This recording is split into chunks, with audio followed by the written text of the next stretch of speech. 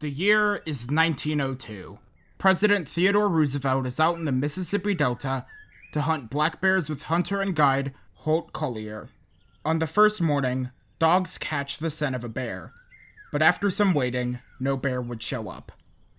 Roosevelt and Collier decide to return to camp for lunch, but thereafter, the bear comes out of the woods, grabbing Holt's favorite dog before being hit with the stock of his gun. He puts a rope around the stunned bear and tells the president to shoot it. Roosevelt refused, stating that it would be unsportsmanlike. The press went wild, and stuffed animal bears quickly became a staple. Many know this story as the origin of the teddy bear. The location of the hunt was Onward, Mississippi, in Sharkey County. Just a bit north of Onward is the town of Rolling Fork, the county seat. And every October since 2002, Rolling Fork has celebrated the story of President Roosevelt's encounter with the injured bear in the Great Delta Bear Affair. Outside of the residents, those who were familiar with Rolling Fork only knew about the town because of Roosevelt's story. However, that changed in 2023, as the town would face the worst night in its history. From March 24th through the 27th, 2023, multiple strong tornadoes struck communities in the southeastern United States, from Mississippi to Georgia. The strongest of those struck the town of Rolling Fork as a violent EF4, with estimated winds of 195 miles per hour, devastating the town. The damage left behind in the small community from the strongest tornado of that year was unlike anything seen since the 2021 Western Kentucky tornado. With the first anniversary of the event coming soon, I believe it's time to go in depth on what happened, not only in Rolling Fork, but everywhere affected by the outbreak. Today, I'll be covering the March 24th through the 27th, 2023 tornado outbreak, with a primary focus on the Rolling Fork EF4, going over the state of tornadoes thus far that year, the synopsis, the timeline of events, the aftermath, and how the town is doing today. Welcome to Nature's Fury. Even before March 24th, the 2023 severe weather season was already pretty active. From January 2nd through the 4th, a 3-day severe weather outbreak produced over 50 tornadoes in the southern and midwestern United States. Then, on the 12th, a significant tornado outbreak occurred in the south, including a high-end EF3 tornado in Selma, Alabama, and the same supercell later produced a long-tracked EF3 tornado, and another cell produced a large EF3 tornado that impacted Grif, Georgia. Then, on the 24th, a low-end EF3 tornado moved through the Houston metro, prompting the issuance of the first tornado emergency by NWS Houston. A few smaller outbreaks occurred in February, one from the 8th through the 9th, and another from the 16th through the 17th. On the 21st, a low-end EF2 tornado occurred in New Jersey, only the 5th tornado to touch down in the state in February. Another storm system from the 26th through the 27th produced 30 tornadoes. In short, 2023 was already shaping up to be a pretty active year for severe weather going into late March. However, going into the 24th, meteorologists were concerned as models began showing a possible severe weather outbreak, with the potential for multiple strong to violent tornadoes. Signals for the potential for a severe weather event were noted as far back as 8 days before the event. At the time, models still varied upon an ultimate solution of what could occur, but as time passed, the picture became clearer. In the upper levels of the atmosphere, a broad trough across the desert southwest was expected to eject and strengthen to the northeast from the Central Plains, with a jet streak present across the boundary of the trough. Within it, there were multiple shortwaves, including one near Texas and Oklahoma. During the early morning hours of the 24th, a broad surface low was present in Texas. A frontal system also existed, spanning from Kentucky to Texas. The cold front was not moving fast, and a broad warm sector from Texas into the southeast developed as a result. The expectation was for the surface low to rapidly deepen and undergo cyclogenesis. Coinciding with the surface low's deepening, a low-level jet was expected to develop during the evening underneath the already strengthening trough. The expectation for the night of the 24th was for an all-hazards event with a threat of multiple supercell thunderstorms across portions of the lower Mississippi Valley. with the potential for strong tornadoes ahead of storms along the cold front, which would eventually absorb the discrete cells in the overnight hours. Once the storms were absorbed, the threat would turn to primarily straight-line winds with the potential of a few embedded tornadoes. Areas further north were expecting a strong straight-line wind event with a QLCS forming in central and northern Arkansas that was expected to move into the Tennessee Valley. But let's talk numbers now. At the 500 millibar level, winds in the Mississippi Delta ranged from 60 to 80 knots during the overnight hours.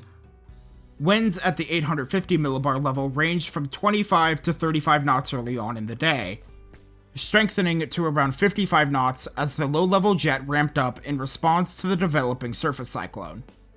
The strong low-level jet, in turn, brought in additional moisture into the area, a necessity given what happened during the daytime hours, which I will discuss later on.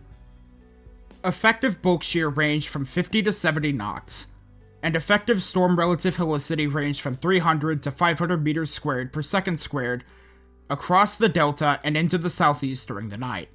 A stout cap was in place, and after it broke, surface-based cape ranged from 1,000 to 2,000 joules per kilogram closer to the shore. Mixed-layer cape across the lower Mississippi River Valley ranged from 1,000 to 1,500 joules per kilogram. Long looping photographs indicated discrete supercells were expected. Dew points ranged from the 60s into the low 70s, and temperatures ranged from the 70s into the low 80s. With the parameters in place, something was expected to happen, and that was reflected in the SPC outlooks. The Storm Prediction Center issued a Day 6 15% risk for the lower Mississippi Valley into portions of the southeast. A Day 3 enhanced risk was issued, with a 30% hatched risk for severe storms for portions of Mississippi, Arkansas, and Louisiana. The next day, a Day 2 moderate risk was issued for the same area, including a 15% SIG tornado risk, a 30% SIG wind risk, and a 15% hail risk. Going into the 24th, the Day 1 outlook didn't change much, with the only notable update being a significant hail parameter introduced at the 13Z outlook. Outside of severe weather, the cyclonic system was also expected to bring heavy snow and flash flooding. Heavy snowfall was expected in the Great Lakes and Northeast. From the 23rd through the 24th, a moderate risk for excessive rainfall was in place for Oklahoma through Illinois, shifting eastward to include areas from Arkansas through portions of north-central Kentucky, with widespread rainfall totals of around 4 inches and isolated amounts up to 10 inches expected. But with the synopsis covered, the events began to unfold, with major episodes occurring even before storms fired. In the early morning hours of the 24th, water vapor imagery showed the mid-level trough moving towards the plains and a pocket of drier air moving north from the western Gulf of Mexico. The drier air present in portions of Mississippi and Louisiana, combined with partially cloudy skies and high temperatures in the afternoon, resulted in vertical mixing, a process that would allow dry air to mix down from the upper levels of the atmosphere into the surface. This vertical mixing meant dew points were dropping across Louisiana and Mississippi, and an eventual drop in instability values and lapse rates. The problems posed from the vertical mixing were mitigated due to the eventual moisture brought in by the low-level jet in the late afternoon and evening hours. Due to the lack of sunshine in the nighttime, temperatures would go down, but dew points would go up. At 1:30 p.m. Central Daylight Time, a tornado watch was issued for portions of Arkansas, Louisiana, Texas, and one county in Oklahoma. At 4:56 p.m., the SPC issued a mesoscale discussion for northeastern Louisiana, western Mississippi, and southeastern Arkansas, noting that the supercell tornado risk would gradually increase, with the possibility of several tornadoes, some of them being strong to intense. At 5:15 p.m., the Storm Prediction Center issued a tornado watch for northeastern Louisiana, portions of eastern and central Arkansas, southwestern Tennessee, and much of the state of Mississippi. The probability of 2 or more tornadoes was 90%, and the probability of 1 or more strong tornadoes was 70%. The watch was as close as it could be to a particularly dangerous situation or PDS tornado watch as it could be without being one. Between 5:30 to 6:30 p.m., a cluster of storms that originated from a small area of showers in southwestern Louisiana began organizing in the northern part of the state. The small storms were only producing small hail at the time, but they were developing in an environment increasingly favorable for severe weather. Other storms and showers attempted to develop further to the south, but were unable to sustain themselves. The reason for that, in layman's terms really, was that the wind shear was so strong that storms that weren't bunched up together would get shredded by the shear. Updrafts in multiple locations occurred in the small storm cluster before they crossed the Mississippi River, but eventually the primary supercell became dominant, and tornado genesis quickly began after crossing the river. At 7:45 p.m., NWS Jackson began issuing tornado warnings for the supercell.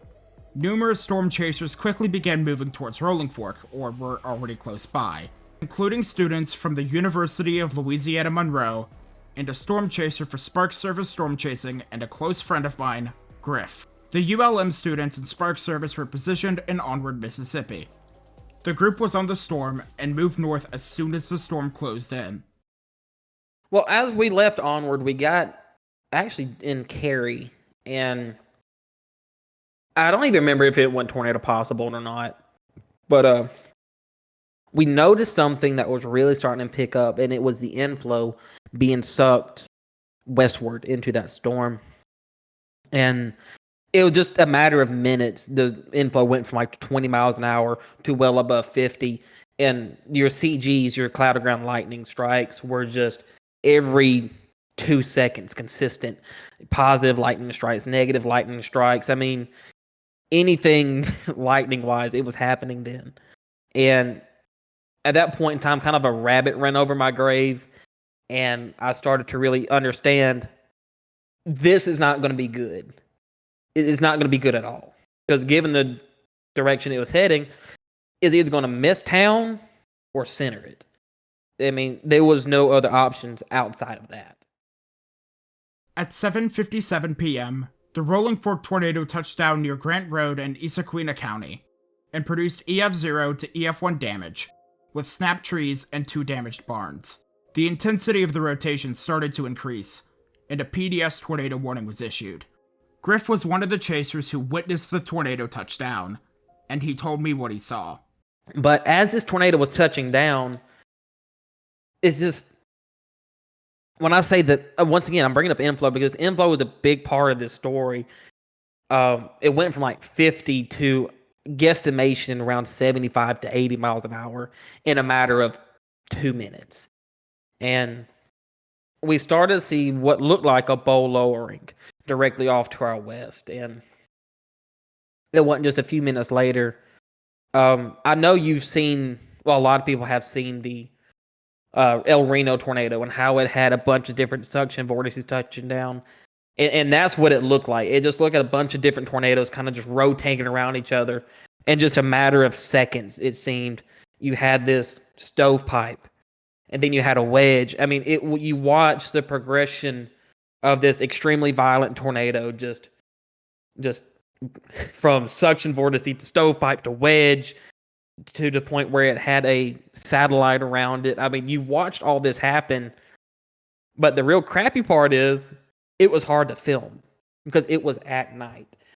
And the storm was still a long ways away at that point in time.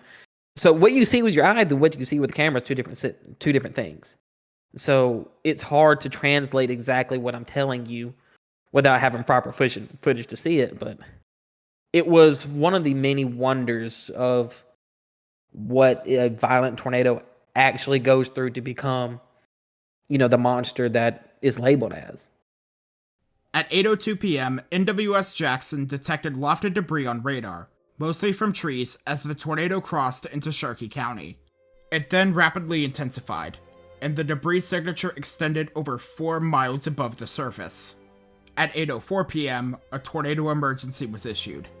The tornado was intensifying and widening, fast, as it moved across a wooded area south of Bear Lake Road, and producing its first area of EF4 damage, debarked trees.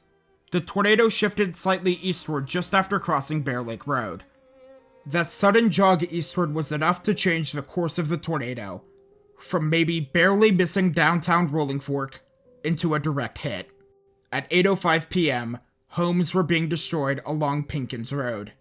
The tornado was now encroaching Rolling Fork, and realizing what was happening, Grif moved quickly to block traffic on Highway 61 into the town, to prevent anyone from driving right into the tornado. Yeah, so we've already been passed by a few chasers, and they blew my doors off. And I'm not trying to start drama here, and that's the last thing I'm trying to do. But this is just the honest to God truth. Chasers, I don't know why nowadays, they want to get closer than ever. I can tell you now, I get close to tornadoes. I have been close to tornadoes. But you've got to gauge the situation by looking at the tornado, looking at the storm to know if you even want to get close enough to even mess with this storm. I mean, so people were driving in there blind. They knew there's a tornado on the ground. There's a PDS tornado warning for it that went immediately to tornado emergency, and they wanted to get close. And knowing a lot of people don't chase Dixie. I mean, you can ask any chaser. Ask Reed Timmer. Go back and listen to what Tim Samaras said about it, what Sean Casey said about it. Ask any experienced chaser, do not chase Dixie, and do not chase it at dark, because you can't see. Your road options are crap. You have trees. You have everything against the odds for you there. I mean, one slip up and you're gone. And I grew up chasing that. I'm used to tornadoes coming out of the trees, out of the middle of nowhere. I'm used to having rain-wrapped tornadoes. And so, because of that, I know what could happen. I got my doors blew off one last time, and I said, this is not happening again. It's not happening. While this is happening, I'm on the phone with a police officer who swears up and down, there's not a tornado. He kept telling me, I don't see it, I don't see it, I don't see it. And he drove right into town. And the last thing I heard him say was, oh, and that was it. I heard his window blown out, and I had no further transmission. I had a chaser pass me, and I blocked the road. The windfield was very broad as it entered Rolling Fork from the southwest, encompassing the area from Race Street to Bear Lake Road. High-end EF3 damage was observed extending from 7th Street to 3rd Street. Minor weakening occurred as it moved towards the center of town, producing EF2 damage. As it moved through the downtown area and the eastern side of the town, the tornado intensified once more, heavily damaging numerous structures including the town's city hall, police department, and courthouse. In the middle of the Twister's onslaught in Rolling Fork, the Storm Prediction Center updated their Day 1 outlook, downgrading to an enhanced risk due to lower instability values and limited buoyancy. As the Twister approached US Highway 61 near Walnut Street, it reached peak intensity. Multiple businesses were damaged or destroyed as the tornado crossed the highway. At the same time, storm chaser Marcus Reynolds, who was to the northeast of the tornado in the Bear's Cage, believed he was in a safe position based on the tornado's initial trajectory. However, thanks in part to the slight jog to the east, Reynolds was caught off guard, and by the time he started to move, he was too late. Probably about 5 minutes before the tornado was already on the ground when I initially got to Rolling Fork, and it was I got north of. I had a lot that day that was wrong with my setup. I was not with my normal setup. I wasn't even planning on chasing that day.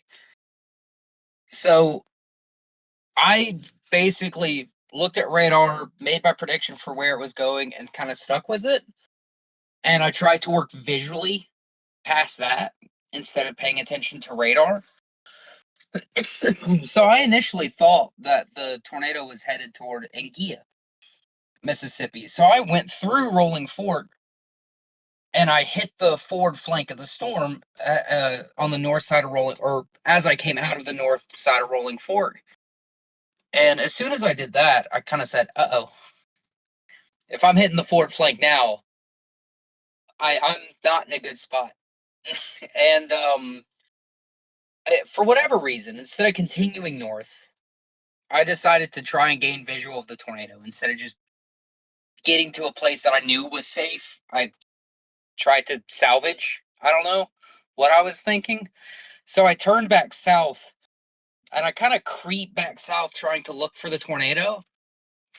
And then it was there, and it was 100 feet in front of me. I had like 15 seconds to go, oh no. And then I got hit by it, and that was that. And it blew out all the windows at once, and the car was lofted, rolled onto its side, and then rolled back onto its wheels, about 150 feet away in the middle of a baseball field. And when it blew out all the windows, there was also a lot of debris that came through the car. I was hit in the back of the head by a 2x4 that luckily hit my hand. It broke my finger, but thankfully my hand was there and it didn't, break my head.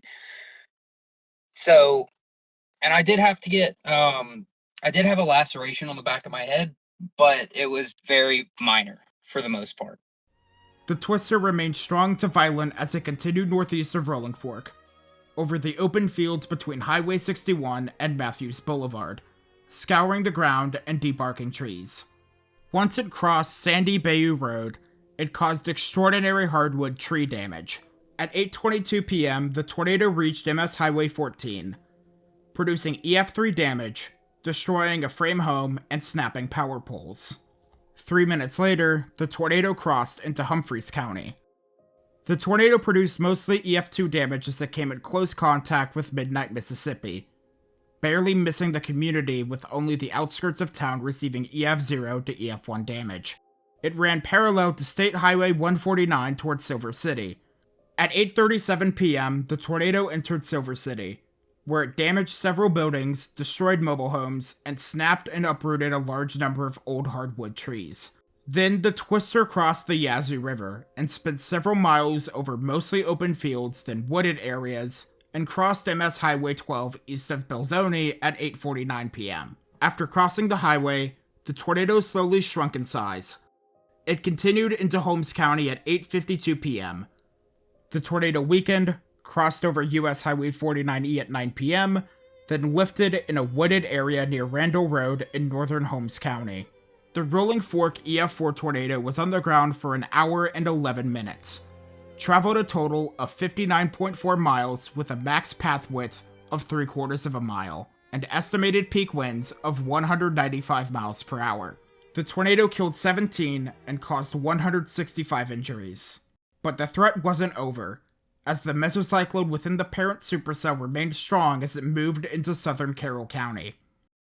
At 9:12 p.m., a new tornado developed in a wooded area southwest of Black Hawk, and just 5 miles northeast of the dissipated Rolling Fork tornado. This new tornado strengthened quickly, uprooting and snapping numerous trees. 3 minutes later, the Twister hit the community of Black Hawk, and damaged numerous residential structures. The Black Hawk Independent Church and the historic Black Hawk School experienced winds of around 155 miles per hour at EF3 intensity. The tornado continued to produce widespread tree damage and some structural damage as it crossed MS Highway 17 and traveled into a heavily wooded area of southern Carroll County. At this point, the tornado was estimated to be half a mile to 3/4 of a mile wide. At 9:26 p.m., the tornado crossed MS Highway 35. Then, it crossed Gum Branch Road and I-55 at 9:31 p.m. 2 minutes later, it entered the south side of Winona, where it regained EF3 intensity on the southeast side of town, with heavy damage to several homes. The tornado maintained EF2 to EF3 intensity as it crossed Highway 82 around 9:36 p.m. Finally, it lifted as it crossed Robin Thompson Road, just after it damaged another house and destroyed an outbuilding. The Black Hawk Winona EF3 tornado was on the ground for 25 minutes, traveled a total of 29.2 miles with a maximum path width of 0.7 miles, and estimated peak winds of 155 miles per hour. The tornado killed 3 and injured 5. At 10:38 p.m., a tornado touched down to the southwest of Egypt, Mississippi, crossing County Road 179 as it snapped and uprooted numerous trees. The Twister then strengthened quickly after crossing US Highway 45W at 10:40 p.m., significantly damaging structures and destroying a couple of mobile homes, while causing heavy damage to trees and utility poles. On radar, an extremely well-defined hook echo and CC drop were noted, leading to a PDS tornado warning being issued. It then strengthened further while approaching McAllister Road, with several homes sustaining significant damage. At 10:48 p.m., the tornado passed along Whately Road near the intersection with US Highway 45, south of New Wren. At this point, it was nearly 1 mile wide with an extremely tight velocity couplet on radar, and began to produce EF3 damage while it moved along Little Coontail Road. Then, at 10:50 p.m., a tornado emergency was issued for New Wren and Amory. At 10:53 p.m., the tornado moved into the western side of Amory. At the same time, on live television, WTVA 9 News meteorologist Matt Labon was covering the tornado as it looked like it was about to take a direct hit at downtown Amory. He pleaded for those who were in the path to take shelter, and prayed for Jesus to help those in the path. Okay, so Amory, we need to be in our tornado safe place. We got a new scan coming in here as we speak. Oh man, like north side of Amory, this is coming in. Oh man.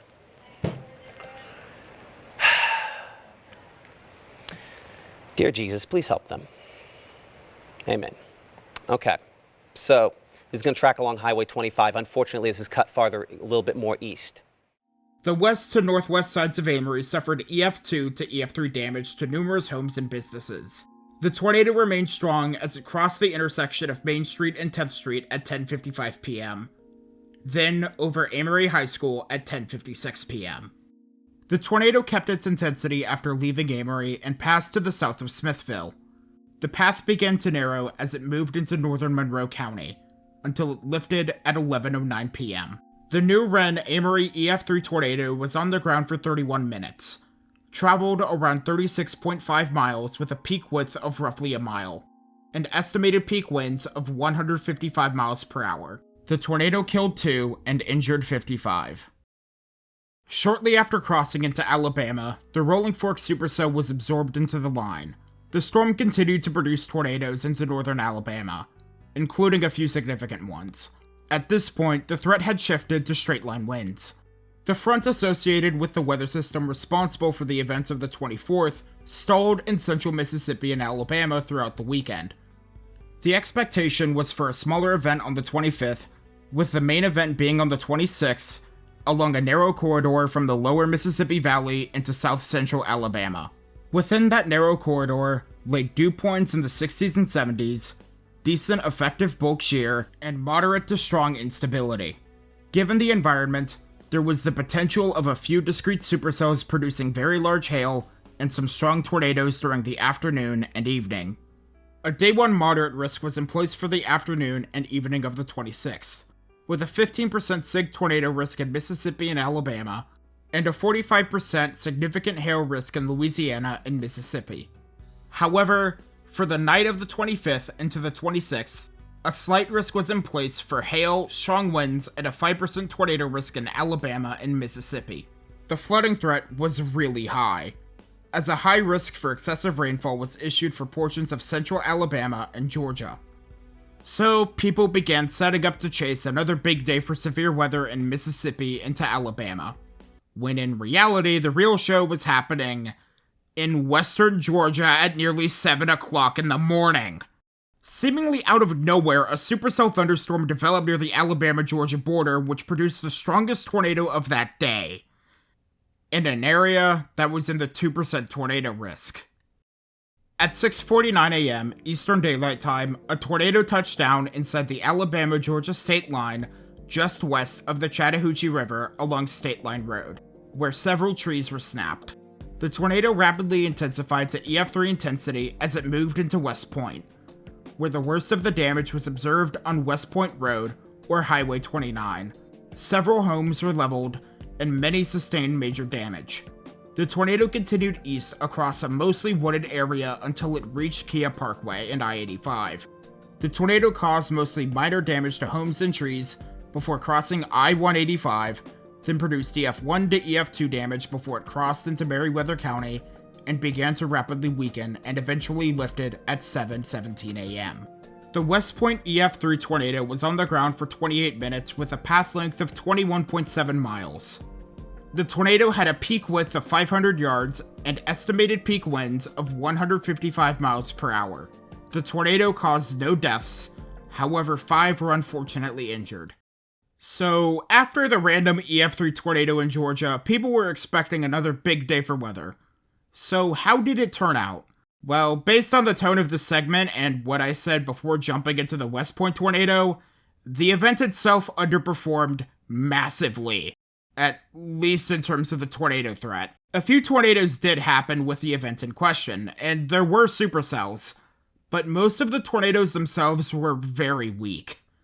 None of them ever touched down in Mississippi, with several weak tornadoes occurring in Alabama.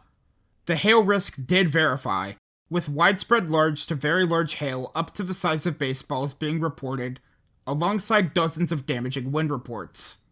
Outside of the tornado threat from this event as a whole, strong straight-line winds, large hail, and flooding were among the other severe concerns. On the 24th, only 2 hail reports were issued, with 140 wind reports being filed, mostly in Mississippi, Alabama, and up in the Appalachian Mountains. On the 25th, multiple hail reports and wind reports were made. 4 to 5 inches of rainfall fell in portions of Oklahoma and Missouri on the 24th, with widespread totals of 2 to 4 inches being reported across portions of the Mississippi and Ohio River valleys.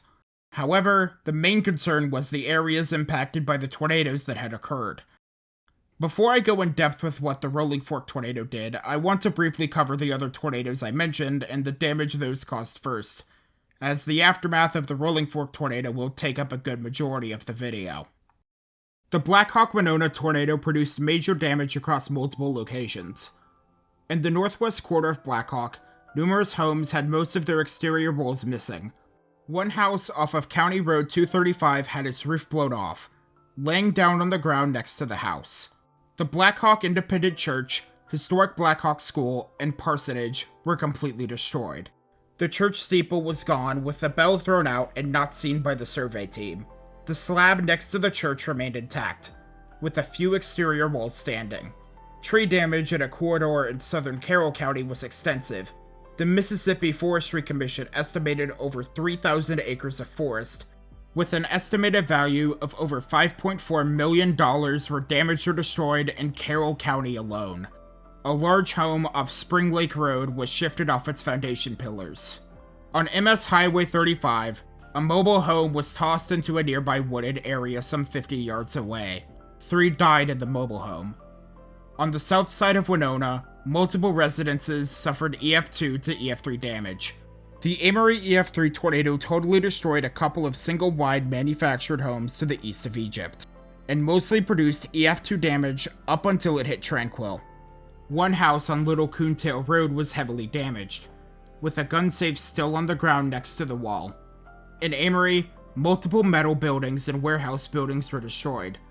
A cell tower was mangled and left on the ground.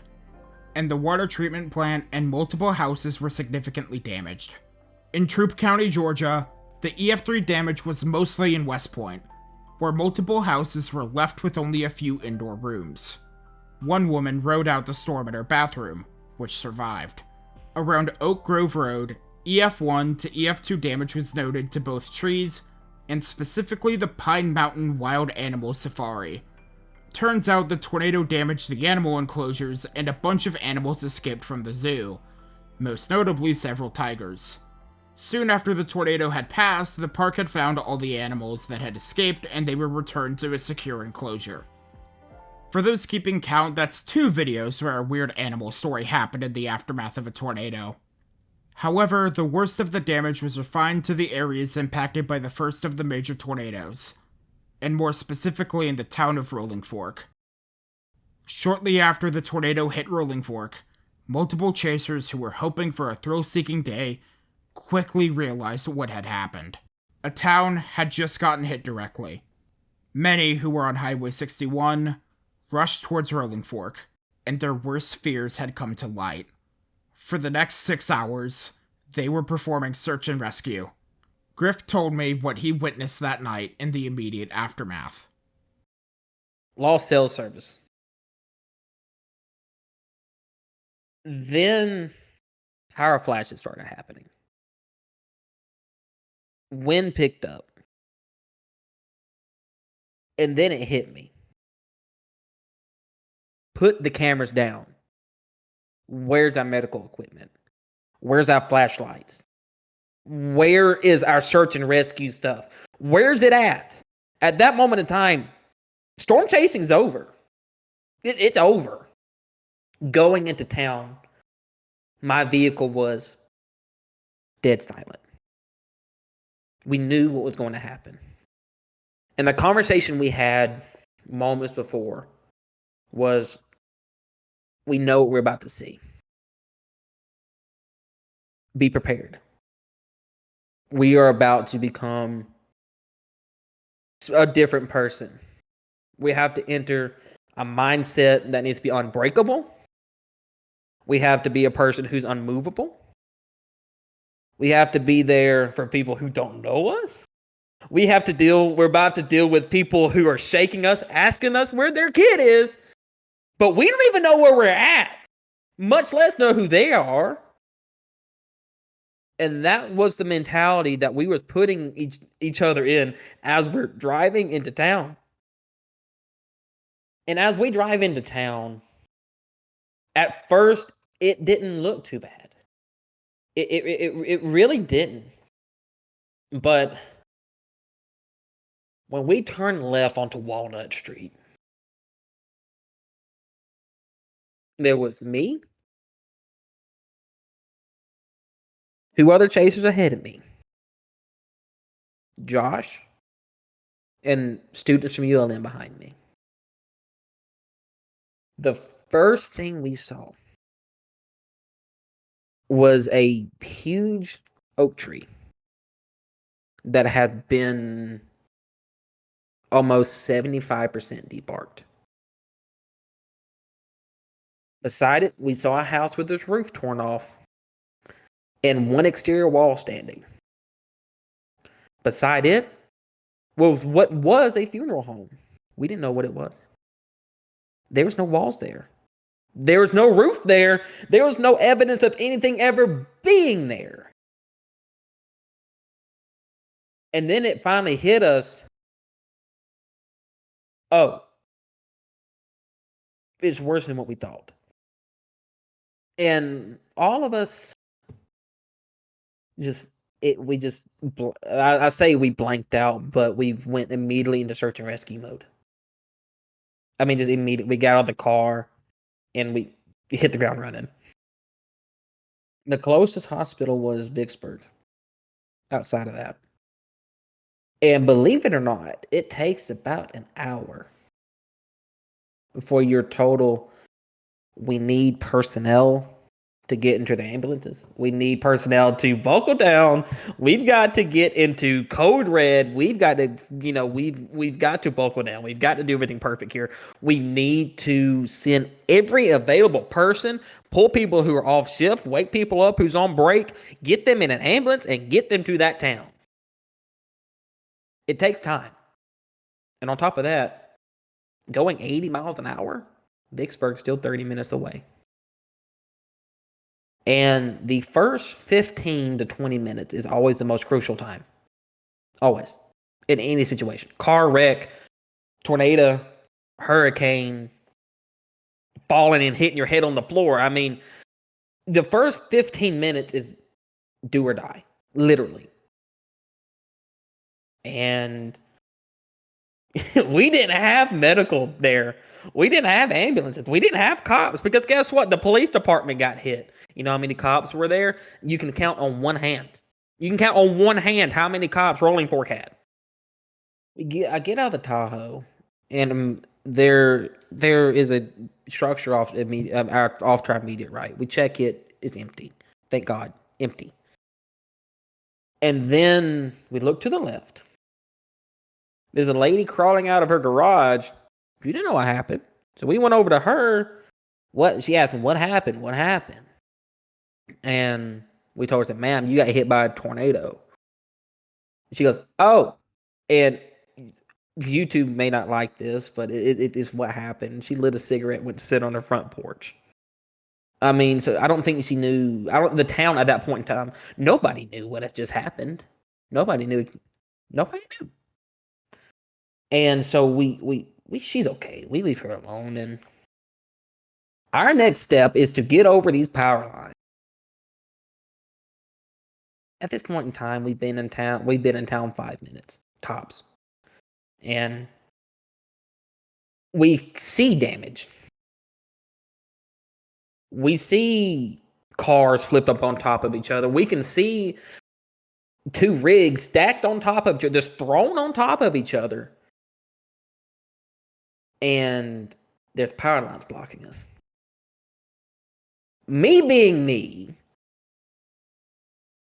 if I get shocked, I get shocked. I've got to get back there. I mean, at this point in time, I'd rather be the one that gets injured so no one else gets injured. And if I'm fine, everyone knows it's good to cross. But there's people on the other side of those power lines that needs to be rescued. And so we start looking through houses. And we start pulling out injuries. We're dealing with broken legs, broken backs, cuts, major cuts, small cuts. People who are having panic attacks because they said they didn't have any warning. Like we didn't know. We deal with tornadoes all the time, but we never thought. They said by the time we heard tornado warning rolling fork, it was already on top of us. At this point in time, we're being EMS, although majority of us are not EMS. Some of us just don't even have medical training. Some of us are being mental health coaches, but we're not a therapist. We're having to become search and rescue professionals, although we've never taken the classes.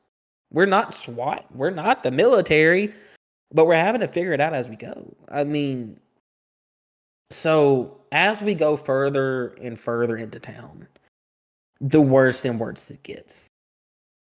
Walnut Street makes an immediate right. And I run across a house, and the walls are blown out, and the roof just fell in. And there was an injured lady there. And I pull a few people that I don't even know. And we pull her out of her house, get her in the street. She's battered up. She got bruises. I think she had a broken arm. But she walked her way back to 61, Highway 61. And I'll follow her out. And my team's protocol is this. One car needs to move a few minutes after if we find a better extraction point. And as I'm following her out, I see a better place to move my Tahoe. So I move it in between Mulberry Street and Walnut Street, right by the flower shop, or what was the flower shop. And get out, and immediately I hear there's people trapped in those houses. They're where? What houses? The ones over there. What houses? On Mulberry Street. Where's Mulberry Street? Until finally a local comes up and he goes, those over there, those are houses. Because it's dark and we're still getting pounded with rain at this point in time. So we couldn't see 10 feet in front of us. So we go to one of the first houses. There's an older lady, and we pull her out. We get her to the Tahoe, and she's sitting inside of my Tahoe, with my mother who was chasing with me that day, and she's checking her out, drying her off, getting the insulation, getting glass off of her, getting glass out of her hair, cleaning her up to make her more comfortable. And then we move to the next house, and we find this lady who's saying, there's 11 of us in this house. What? That's the first thing I said was, what? There's 11 of us. And then I hear a voice. I'm not kidding you. that is at my feet. And she said, there's 3 of us in the bathtub. 1 laying in the floor and 1 at the foot of the bathtub. We look down and I see a young lady. She's at max 14. And she's saying, get this off of me. This hurts. Get this off of me. This hurts. And someone comes up and they have a flashlight. They have a very bright flashlight. And I look to my left. And when I realized what I was standing on, which I thought was a porch, no, it was a wall. And I step off that wall. And on top of that wall was another wall. And on top of that wall was a big white Chevy work van. And they're starting to panic. Get us out, get us out, get us out. And chasers are starting to get loud, like, we're trying, don't panic, we're trying. But them getting louder caused them to panic. And so I yelled at all the chasers. I told them to calm down, be quiet. And then I grab the young lady's hand because I could reach it. And I move a sheet of plywood. And I remember this like it happened 5 minutes ago. I moved this sheet of plywood and I can see who I know now is Miss Brenda. I can see her nephew. I can see somebody else. I look up and I see another person laying down, just laying under the debris. And they said, why are you not getting us out? I said, ma'am, I'm not trying to scare you. But on top of you, there's a wall. And on top of that wall, there is another wall. And on top of that wall, there's a car. And as much screaming for help as you heard throughout the entire town. In that specific area, you could hear a pin drop for about 5 seconds of everyone processing what I just said. And all you heard was a car. Yes, ma'am, a car. How long till you can get us out? Ma'am, I don't know. And so we dig out one of her nephews, and he's fine. And I take him to my Tahoe. I give him my flashlight, and I said, don't move. You stay by this Tahoe. And he didn't move. He didn't move. He went from where I left him, and he sat in my driver's seat. And I went back. And I asked a few chasers that was there. I asked them, I said, what can we do? They said, we don't know. And I grabbed one chaser who his name was Ben, who I've been with for a minute. I snatched him. I said, let's go. And Ben ends up taking the lead. He was actually an EMT a few years prior. And we start making our way behind the Dollar General. And behind the Dollar General is where we start seeing fatalities. We run across a lady behind the Dollar General. One of 3 people that was there. And this is the only one I'm going to tell you about. Because the other 2 were graphic. She was laying there and Ben says, hold this light. So I held the light and looked at her head. She's got bad head wound. He puts finger on her neck, no pulse. Puts fingers on her wrist, no pulse. He asked me to go back and get a blanket. We cover her body and then proceed to cover the other fatalities as well. And Ben, I wish I could. I would have thought about this, and I wish I had the experience that Ben had and has. He looked at everybody. Granted, they were passed, and he said, "I am so sorry God rest your soul. And at that point in time, it went from panic, we got to get these people out, to, okay, we're now with the information that there's someone's family member deceased here. Who's going to deliver that? And we just kind of stand there for a second, shed a few tears, and we keep going. And after that, it seemed like we just couldn't stop running across fatalities. And there was one specific fatality, one specific injury that sticks with me to this day. It was a young man, and we pulled him out of the house, and he had a significant cut down the side of his head, going down the side of his neck, and lifeless. But he later on found out he was being okay, that he's okay. He's okay now. That he survived everything the doctor said he wouldn't survive. He's walking. They said that he's gonna have severe nerve damage, but he doesn't have that anymore. By the grace of God, he's like nothing ever happened. And from then on, my mentality changed to, we're doing search and rescue, to we're saving lives. Because I've dug through houses before, and there was nothing too major, but we're the only ones there. Then finally, police start showing up. Fire trucks, ambulances, wreckers, tractors, all the help that we needed finally showed up.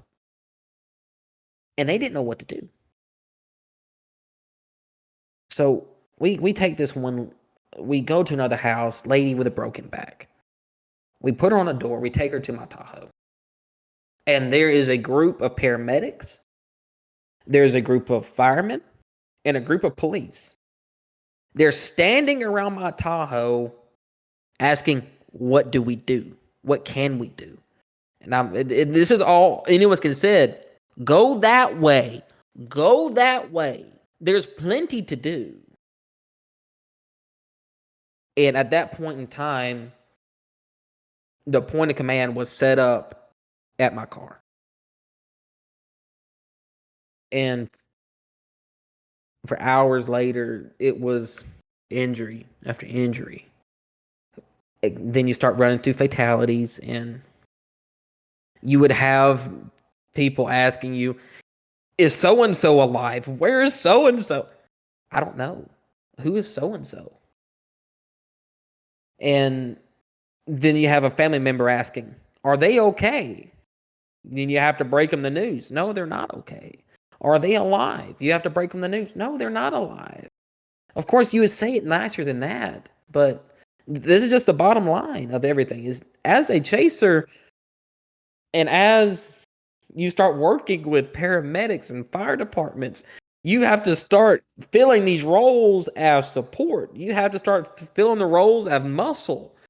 And as the night went on, the more and more helpless you feel. Because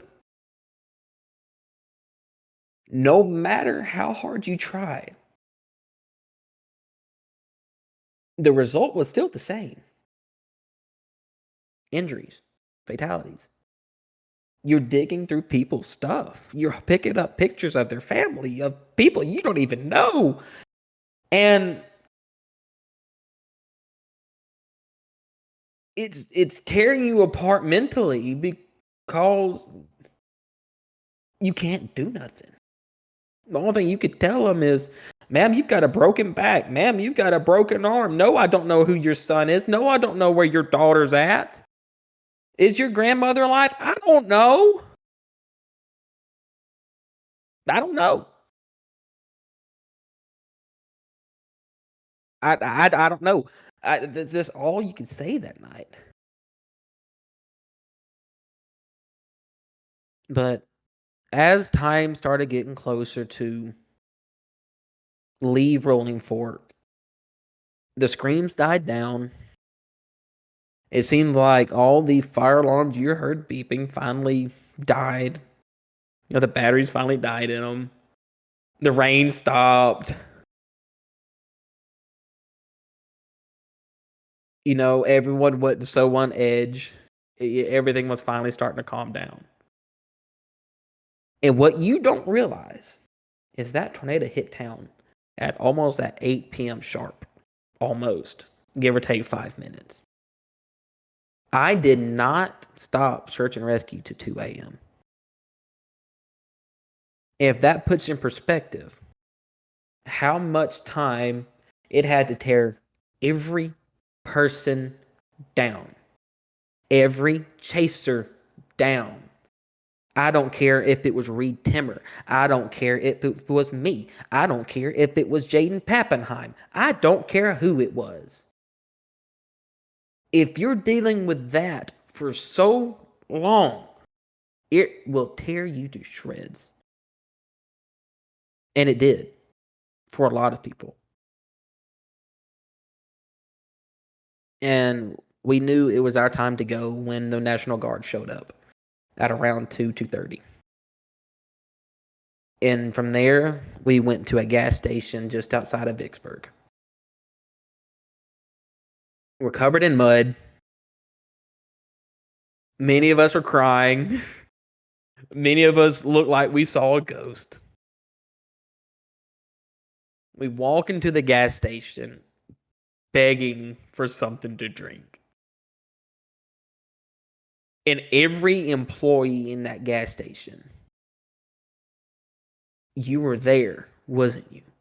You were there, wasn't you? I can tell. I can tell you was there. Is it as bad as what we're hearing? Is it that bad? And you have to look at them and go, it's worse than what you think. Before jumping into what the damage looked like, I want to talk briefly about the search and rescue operation taken by chasers, given the controversy that sparked in part due to what happened. Ever since the Rolling Fork tornado, the topic of whether or not storm chasers should be doing emergency response, and the overall response to Rolling Fork has been a mess. Some say that chasers shouldn't be doing it at all, and others say they are qualified to do so. Personally, I believe they are, especially if they have first aid or USAR training. They aren't the end-all be-all, but in the immediate aftermath of a tornado, before first responders arrive, such as the National Guard, they are an essential part in administering initial aid. To those who disagree with me, I want to establish the context. Before Rolling Fork, a large-scale chaser-led search and rescue effort was not seen. Sure, they arrived and helped out following a tornado for sure, but the amount of time they spent doing the majority of the work was not for long. For the sake of examples, the Joplin tornado wiped out a third of the city, and a major hospital was heavily damaged and rendered unusable. But the Joplin metro area is quite large, and given that there were still functional hospitals nearby and a functional police department, search and rescue operations could be conducted quickly, and patients could be transferred to other facilities. In Moore 2013, well, Moore is located pretty close to Norman and Oklahoma City, two major cities with enough officials to begin a search and rescue effort. In the case of Rolling Fork, it was different, and according to some, it was a situation that they had never experienced before. The hospital in town, which was already quite small to begin with, was unusable. The nearest hospitals to Rolling Fork was 30 to 45 minutes away in Vicksburg and 45 to 60 minutes away in Greenville. The majority of National Guard bases in Mississippi are in Jackson, and given that National Guard troops didn't begin arriving in mass until nearly 1 to 2 o'clock in the morning, there's enough reason to believe that National Guard troops were coming in from quite a ways away. That doesn't even cover the amount of time needed to prepare for deployment in a disaster like what Grif talked about. 5 to 6 hours without a properly organized relief effort from multiple governmental agencies is a long time. In this case, the chasers were the ones to start. Had they been absent, the death toll likely would have been much higher. Not everything went perfectly. Chasers were starting to panic, having never seen such destruction firsthand in the immediate aftermath before, and very risky decisions were made that could have easily killed them. The images that they described were absolutely horrifying and scarred them for the rest of their lives. However, despite all the mistakes, those chasers saved multiple lives and made impacts that would last on the Twisters' legacy for the rest of time. I cannot name everyone who assisted with the search and rescue efforts in Rolling Fork, but of those who I know of off the top of my head, and sorry in advance if I mispronounce any of these, Ashton, Ben McCone, Brian Allen, Chris Hall, Charles Peake, Ethan DiMartino, Frankie Shepard, Freddie McKinney, Grif, Hayden, Jaden Pappenheim, John the Storm Guy, Jordan Hall, Josh, Joshua Evans, Malachi, Max Olson, Awaix, Reed Timmer, Sawyer, Sierra Lindsay, Tristan Evans, Tyler, Will Wise, Zach Hall, and Zach Hardcastle. They all have my utmost respect for what they did that night, and those who were not listed, who still assisted that night, also have my respect. Lessons were learned, and more awareness has been brought to EMS training for storm chasers. Yet, I don't think it's right to berate those who don't do search and rescue. Not everyone is fit for it, and they could end up being a detriment to the effort as a whole based on their initial reaction. Those who didn't do search and rescue still contributed by supplying water, comforting victims, and transporting them outside of town to hospitals or to family members. The effort was treacherous and mentally traumatizing, but lives were saved, and that's what matters most. But the question then came as the sun rose in the morning as to what the finer details of the damage looked like, and it was worse than anyone could have imagined. The aftermath and damage left behind by the Rolling Fork EF4 tornado was the worst observed from a tornado since the Western Kentucky EF4 back on December 10th, 2021. Just outside of Rolling Fork, the damage was relegated to mostly trees at the beginning of its track. But quickly the damage became violent. Extensive damage to homes and mobile homes began off Pinkins Road, with multiple homes being destroyed, and trees debarked with only stubs of the largest branches remaining. One car was wrapped in utility lines and rolled almost 100 yards away from where it once stood, while another car was tossed up against a tree. One was killed along Pinkins Road in a mobile home. Off Burma Road, a brick and block home was destroyed. Multiple houses on the southwest side of town were left with some interior walls remaining, with the rest of the structure being destroyed. 2 deaths occurred on 7th Street when a trailer truck was tossed approximately 70 to 80 yards into a home. The damage tapered off in intensity for a short while. Then, the tornado reached Sharkey Street, where a house and a duplex were swept away from their foundations. Large metal buildings were destroyed. One person died at a mobile home that was destroyed on Worthington Avenue. The town's water tower smashed into the ground as the base detached from its foundation. Along Walnut Street, multiple homes and businesses had most, if not all, of their walls blown down. And one building had 2 tractor-trailer trucks tossed onto it. One death occurred on Sidney Alexander Street, north of Walnut Street. The resident was in a mobile home. The courthouse's cupola was removed from the building.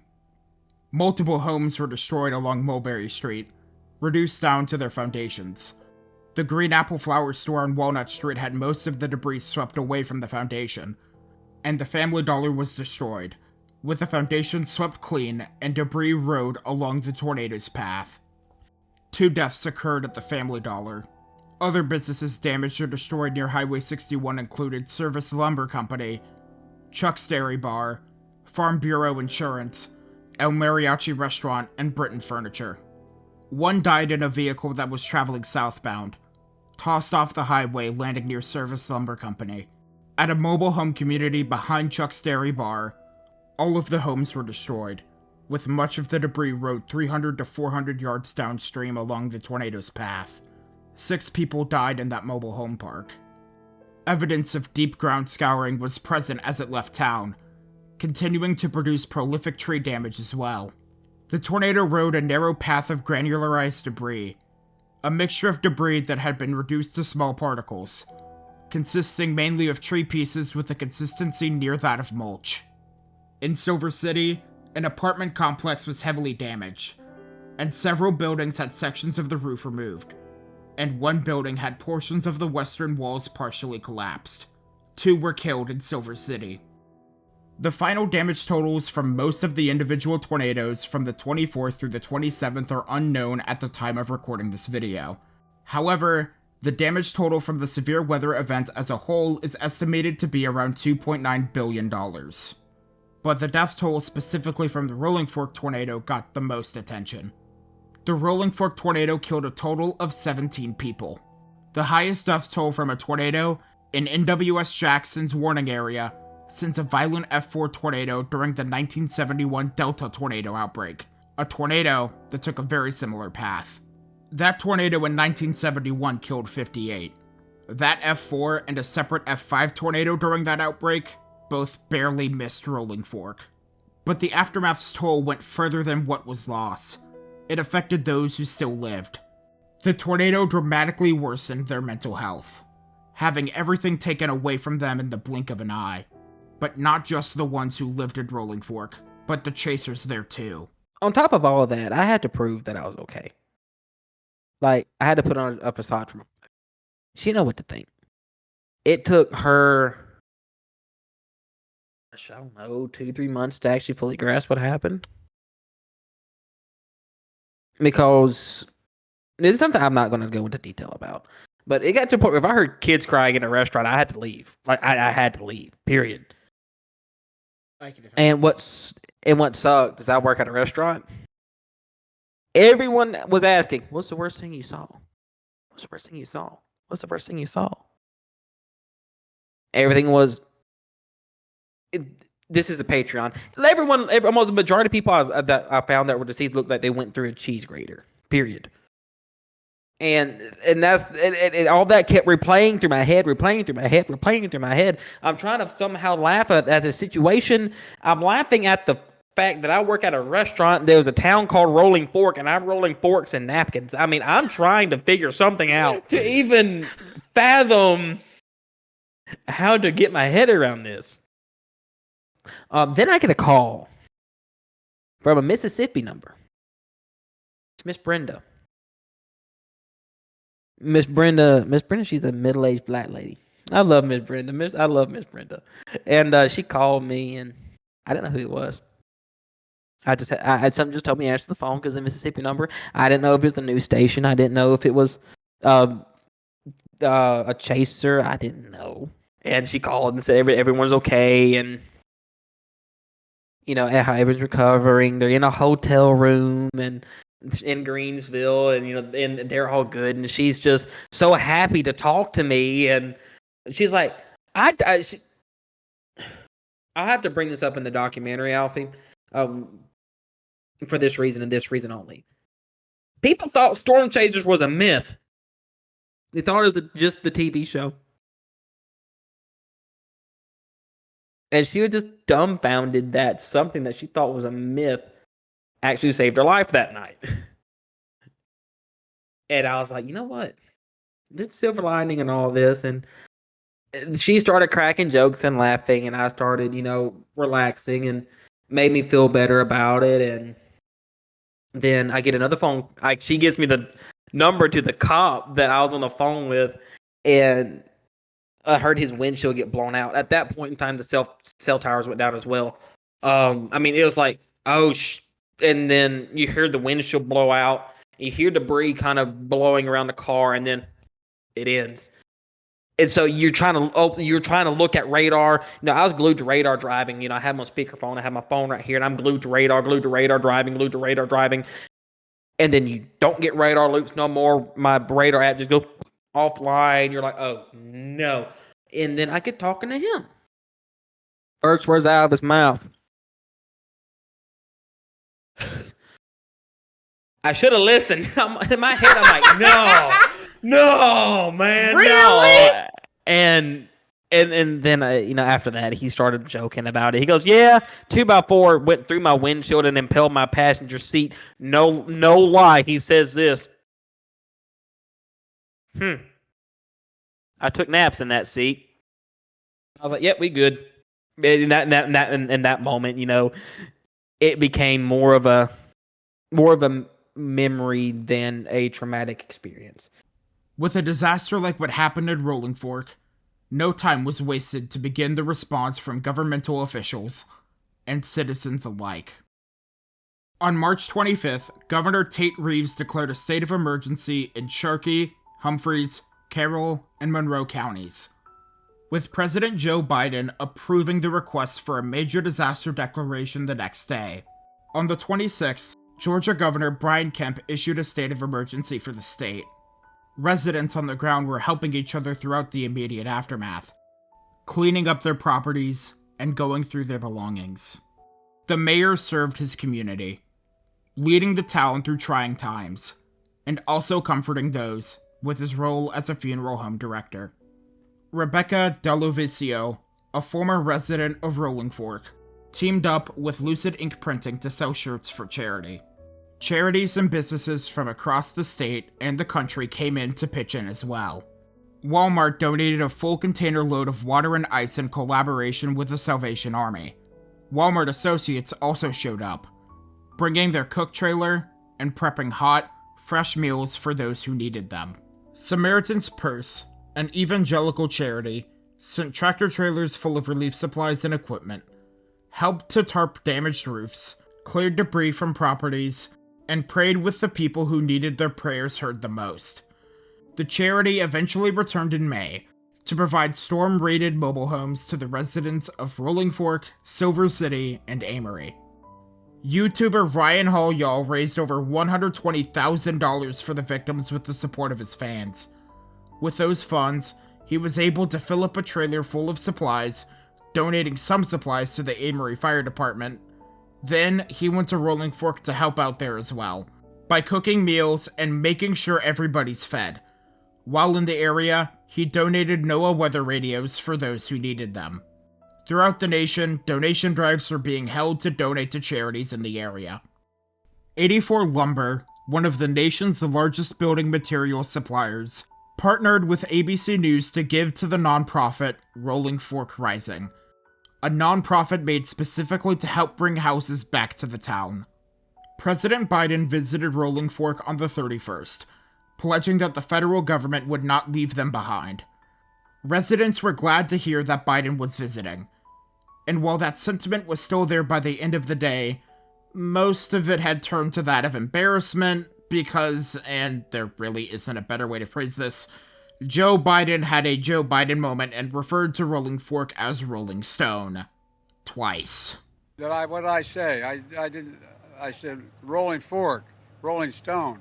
I got my mind going here. But on the topic of coming back, well, in comparison to other towns that were leveled by violent tornadoes of the past, the situation that Rolling Fork was in wasn't just an uphill battle, but looked nearly impossible given the history and context of Sharkey County. There was one big question asked by the residents. What the hell are we going to do?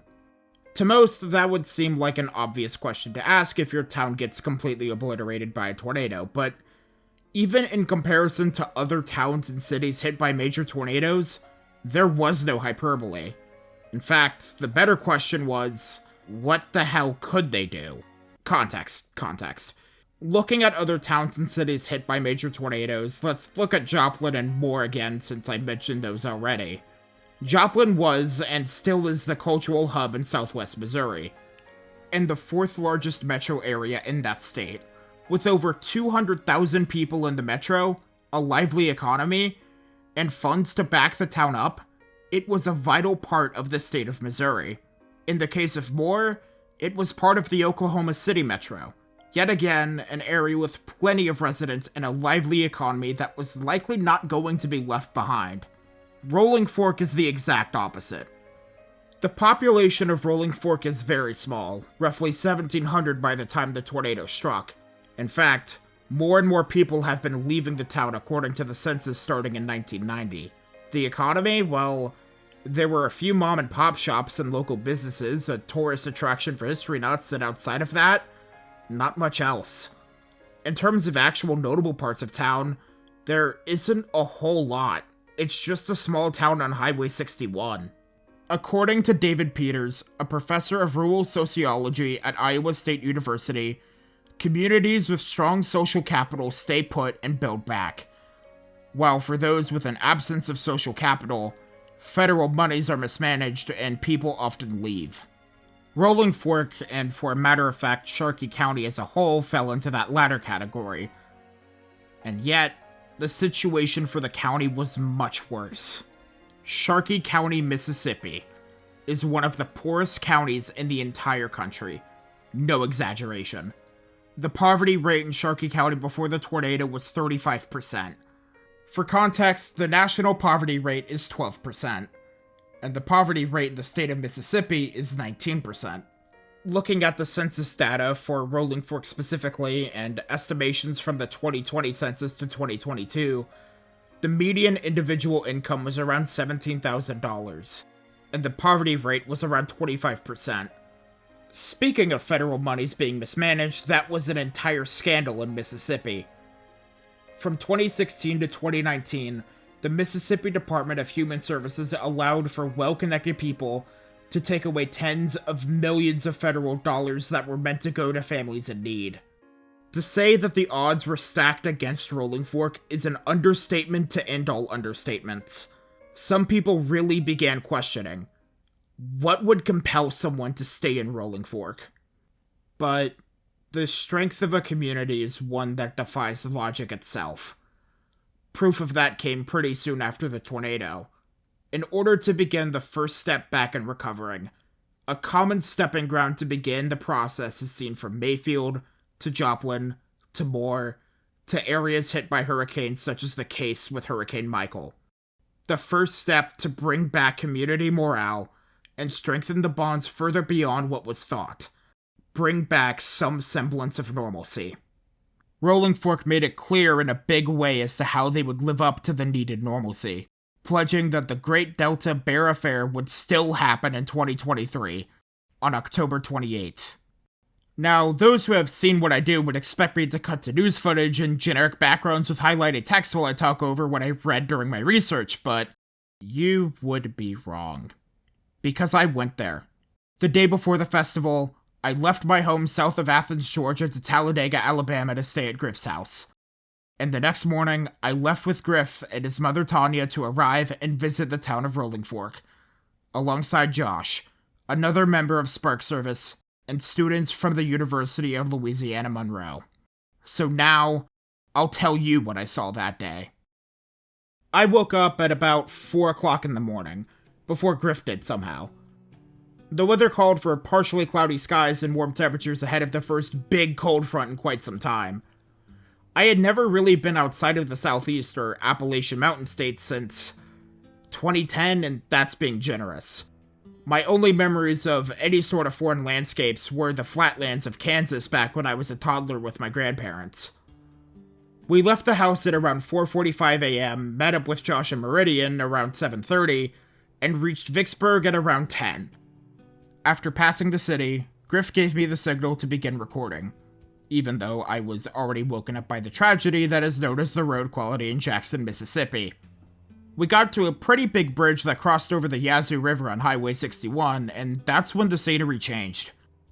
Gone were the vast hills and trees that covered Dixie and Bliss, and in its place were flatlands, crop fields, and the forest lands were off to the sides. This was the Mississippi Delta. Thanks to the combination of partially cloudy skies with barely any shade to see, I would soon realize the next day that I desperately needed to have sunscreen to prevent the eventual sunburn that would be located directly and only on my forehead. Soon we passed Onward, population, the Onward store, and literally nothing else. Tubby! Then Cary, a very small town that got hit by the F4 in 1971. And then Rolling Fork at around 11 a.m. I was told by Grif to prepare myself for what I would soon see days in advance. The details were hard to see until we turned on Walnut Street. Trees debarked, homes that were once there just gone, just the concrete slabs were left. And buildings heavily damaged, but some other oddities remained. Mainly a purple-colored school bus called the Party Bus was still there. After driving around for a bit, Grif found a parking spot on McLaurin Avenue, and I stepped out of the car. I had been doing these videos for a year and a few months at that point. I had seen numerous damage pictures online. I stepped out of the car to see what was there. The trees in the creek and the damaged homes that had plywood over the siding. A lot of people don't get to see that in person. It never really registered, though, what it felt like in the moment. After some walking around, there it was, the Rolling Fork Water Tower, still there. Almost exactly the same as how it was photographed in the damage assessment toolkit. There wasn't a whole lot to hear where we were, besides the wind blowing and the audible footsteps made by Grif, Tanya, Josh, and myself. At first glance, it may seem like nothing had been done. Then you got closer to downtown. Music was becoming audible as I walked back onto Walnut Street. After a little hill, there it was, the Great Bear Affair. Those thoughts of a failure to come back were gone in an instant. Soon after paying our fare and getting a wristband, we waited around for a man who was supposed to interview Grif for a TV show. Soon after he found Grif, we moved around to the south side of the courthouse where Grif, Tanya, and Josh met up with Miss Brenda, the person who Grif encountered on that fateful night, alongside her sister. I recorded part of the interview, but turns out my hand was covering the phone mic. Around 11:24, I heard the familiar voice of Owaix, and with him were other members of ULM who chased that night, including Sawyer, Tyler, Ashley, and Hayden. The group, including myself, began walking around town. People were selling a whole bunch of stuff. Merchandise celebrating the festival, wooden sculptures, pieces of pottery, signs for your home, tumblers, clothing, like a lot of clothing, and food. Lots of food. Unfortunately, I made the dumb decision of not withdrawing cash when I was at the bank the day I left for Talladega. Thankfully, some spots did have card readers. Around 2 p.m., the gang, minus Grif and Tanya because they were showing the documentary guy who wasn't me around town, started to tour around where the worst of the damage was. After a while, Grif did come back and join us. There was a store that was left pretty much as rubble, half a store was missing, blue tarps covered roofs in the background, and foundations were abundant. We walked through Walnut Street and crossed our way to Mulberry Street, and eventually reached where the Family Dollar once was. To see such a large space that was once a store now just as a concrete slab in person was a lot for me to take in, and really, just like most of the damage I saw, I didn't really process a whole lot of it at that time. But that was also probably because I was severely dehydrated. After walking around and seeing more, we left the town around 5 p.m. There's a lot more that I could discuss, but the rest of the trip was irrelevant to this video. Maybe I'll discuss what happened in a video on the second channel. There were two important parts about that journey that I want to discuss. On the way back to Talladega, Grif asked me, was it any different than seeing the damage in the pictures? At the time, I gave the generic yes and no. Now that it has been 5 months since that trip, I can give an actual answer. The difference from seeing the pictures online and gathering them for a video and seeing them in person is the sense of scope and atmosphere. From the multiple times I sat in front of a computer looking at photos, I knew I was researching something serious, but the process of looking at the damage had become routine. Sure, I would still feel some emotion while looking at the photos and relating them to the stories that I would soon be telling for an audience willing to listen, but not being there makes it sort of easy. But seeing it in person, it's not the content itself that changes. It's the scope. What seems like a small area or a close-up on a 24.5-inch monitor is a lot smaller than what it is in person. That sense of scope is enough to leave one in awe. The awe of what Mother Nature's power can do. But within that awe was a sense of sadness. You knew looking at them in person what the structures once were, and being there made it ever so present. Looking at a screen while I'm still in Athens, Georgia, like I'm going to be there, then you are actually there, and you see around the very people who were hurt by this unexplainable monster that hid within the darkness. Sure, those saddening feelings were already kinda there, but they are amplified in such a way that most people who like looking into tornadoes will never be able to understand until weeks, if not months, have passed from encountering tornado damage in person. And keep in mind, I was seeing the damage 7 months after, and a lot of cleanup efforts were already done. But there's the other aspect, and the one that I want to end this video on. I was overhearing a lot of conversations throughout the day, and it was soon after touring the damage on Mulberry Street and walking back into the fairgrounds when I had come to my conclusion about Rolling Fork and whether they would come back. This town is gonna rebuild. That wasn't just because I saw Rolling Fork will rebuild signs literally everywhere. In fact, it was waving up on the courthouse. No, I mean, the attitude of the community was enough for me to tell that everything was going to be okay. Despite all the destruction around them, despite the utter hell that they had been through. There they were, talking about the tornado like it was just an average Tuesday. That is a bit of an exaggeration. The conversations about the tornado were casual, and even then from residents who survived, they were calm about it. Although there were some bits of frustration and information that I did get from talking with others. Residents claimed about little to no warning, mainly because push text messages relaying tornado warnings in rural communities are very hit or miss. Some residents only got their warnings until it was on top of them, or after it hit. This isn't just a Mississippi issue, it's an issue in rural communities across the nation. I encountered that issue myself when I got a push alert for a tornado warning 642 days late, apparently. The town's rebuilding process was going slowly, mainly in downtown due to, you guessed it, politics. But despite that, and all the destruction around, everyone was having a good old time.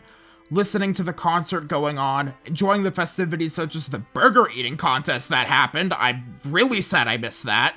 Buying goods from the vendors, going on the blow-up slide and bull riding arena, and just hanging out. Even in all the destruction, everyone let loose, including the group I was with. The festival was fun, and despite the destruction, it ended up being the best day that I had that entire year. And that should tell you how bad my 2023 was. But as I left town with Grif and the others, looking over the landscape, I saw a symbolic representation of what I saw that day. It's the most powerful image I remember from that day. Through the dark clouds, sun rays were beaming down joyfully onto the Mississippi Delta, onto Sharkey County. A place that seemed destined to be forgotten, and have its legacy ruined at the hands of Mother Nature through the dark undertones of the clouds. When in reality, those sun rays shining down were the symbol of hope and perseverance. A sign that they were going to come back. The dark clouds that surround them would soon go away. It would be a long, tedious process. But those rays of sunshine would only get brighter and brighter with each passing day. Those residents won't forget the time their town was brought down by an EF3 tornado. And I certainly won't forget it. But what will never be forgotten will be the efforts they took to come back even stronger. That's what I will never forget anytime soon. Before I jump into the credits, I want to give a brief overview of everywhere else in terms of how they are now. Information at a large scale on this outbreak as a whole and how they're doing now is limited due to information not coming out until the first year anniversary. Rolling Fork Rising, a nonprofit charity, posts frequent updates on Facebook on how and what the town is doing, so you can check that out in the link in the description. I also want to say that Awayx is going to be releasing his video on the Rolling Fork tornado on March 24th. That will be after this video is uploaded. The reason this video is going up early is because I will be in Lancaster, Pennsylvania on the 24th. I also highly recommend watching the Chaser Summit's presentation on Rolling Fork. And while I will say that the audio on it is a bit off, and it's pretty hard to hear what they're saying from time to time, it's still a fantastic watch. Silver City is also recovering, albeit not as fast given the smaller population, according to an article back from July. Amory is similarly rebuilding, And a good story came out from the Amory High School baseball team, who, despite never being able to play on their home turf, was able to win the Mississippi State Championship. In terms of Troup County, not much there, likely because the area impacted was very small. Now let's get to the credits. Special thanks to my proofreaders, those being Gamma Ray, Grif, Nora, Owaix, and Thomas Schwent, Celtic White for the character stills I use, Zinel, Cyanide Blue, and Crackleck for letting me use their music whenever I use it, and you all for watching. It means a lot. I want to give special shoutouts to Grif from Spark Service for agreeing to an interview and being a good friend overall, Marcus Reynolds for agreeing to an interview despite having COVID and giving me a thumbnail that looks very good without having to sell my kidneys for a photo, and Sawyer and Hayden for letting me use their footage.